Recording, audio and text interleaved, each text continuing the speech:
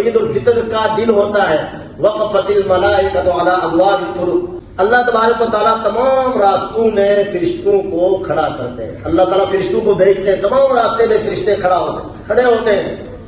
اور وہ کہتے کیا ہے؟ اغدو یا معاشر المسلمین، اے مسلمانوں کی جماعت، اے مسلمانوں کا گروہ، نکلو اللہ کے گھر کی طرف، نماز کی طرف۔ یمن بالخیر ثم یشیب علیہ الجزیر، اللہ تعالیٰ تمہارے لیے بلائیاں اور خیر اور رحمت اور بخشش کے خزانے لے کر تمہارا انتظار کر رہا ہے۔ رحمت کائنات صلی اللہ علیہ وسلم فرمایا کہ پھر اس کے بعد اللہ تعالیٰ فرماتے ہیں لقد امرتم بقیام اللیل فقمتم وامرتم بصیام النہار فصمتم، تمہیں اللہ تعالیٰ نے حکم دیا رات کو تراویح پڑھنے کا، رات کو جاگ کر سحری کھانے کا، تم نے تراویح پڑھا، عبادت کی۔ اس کے بعد وامرتم بصیام النہار فصمتم، تمہیں جب حکم ہوا دن کو روزہ رکھنے کا، تم نے روزہ رکھا۔ الا ان ربکم قد غفر لکم، سن لو اب تمہارے رب نے تمہارے گناہوں کو معاف کر دیا۔ اور بدلت سیئاتکم حسنات، تمہاری گناہوں کو نیکیوں میں تبدیل کر دیا۔ الا فرجعوا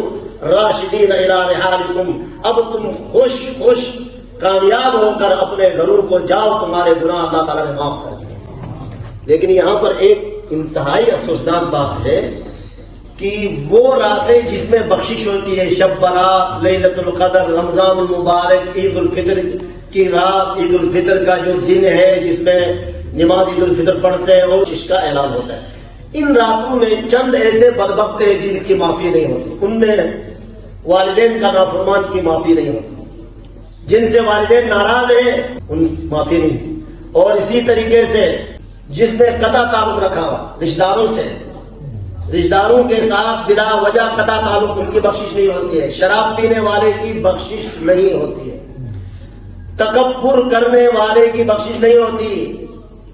کینہ اور حسد رکھنے والوں کی بخشش نہیں ہوتی، اور اسی طریقے سے دو بھائی آپس میں لڑائی ہے، ان کی ساری نمازیں رمضان المبارک کی ضائع ہے، اور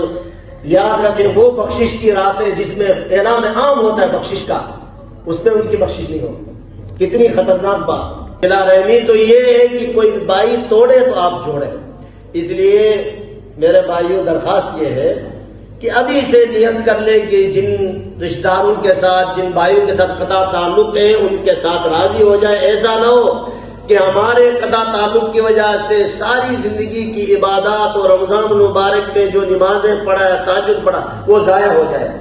اس لیے حسد اور بغض اور کینہ رکھنے والے، قطع تعلق رکھنے والے، ماں باپ کو ناراض کرنے والے، بلا وجہ شراب پینے والے، تکبر کرنے والے، ان مبارک راتوں میں ان کی بخشش نہیں ہوتی ہے۔ اللہ تعالی ہمیں عمل کرنے کی توفیق عطا فرمائے۔ الحمدللہ۔